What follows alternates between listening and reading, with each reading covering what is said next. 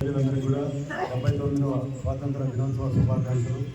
ముఖ్యంగా ఇప్పటికి మనకు స్వాతంత్రం వచ్చి 79 సంవత్సరాలు అనేది చాలా వరకు అభివృద్ధి అనేది జరిగింది. మనకు చాలా టెక్నాలజీ వచ్చినాయి. ఈరోజు చాలామంది నిరుద్యోగులంతా ఉద్యోగవంతులైనారు. చాలామంది నిరుద్యోగ సమస్య కూడా తీరినారు.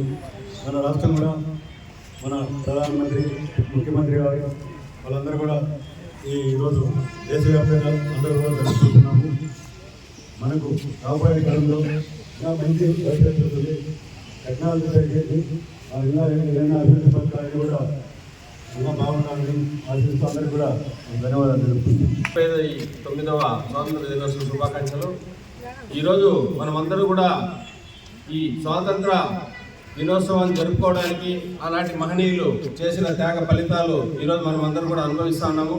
ఎందుకంటే బ్రిటిష్ వాళ్ళ పైచాచికత్వానికి, వాళ్ళ అధికార దాహానికి, ధనదాహానికి భారతదేశ ప్రజలు ఎంతో మంది ప్రాణాలు కోల్పోయి మనకి ఈరోజు ఈవేళ ఈ స్వచ్ఛ వాయువులు ఇచ్చినారు. ఈరోజు భారతదేశం కూడా ప్రపంచ దేశాలతో పోటీపడి అభివృద్ధి చెందుతూ ఉందంటే ఆనాడు ఆ మహనీయులందరూ కూడా మనకు ఈ స్వాతంత్రాన్ని ప్రసాదించినారు. వాళ్ళందరినీ కూడా మనం ఇవాళ స్మరించుకుంటూ భారతదేశ ప్రజలందరూ కూడా మనం మరింత ముందుకు వెళ్ళి ప్రపంచ దేశాల్లో కూడా మొన్న జరిగిన ఘాతుకాన్ని మనమందరూ కూడా గమనించాము. పాకిస్తాన్ ఉగ్రకుట్ర పహల్గాంలో జరిగి మన భారతీయులందరూ కూడా ఊచకొత్త పోసి చెప్పినారు. దానికి ధీటుగా భారతదేశం సమాధానం ఇచ్చింది. ఎందుకంటే ఘనంగా జరుపుకుంటున్నాము.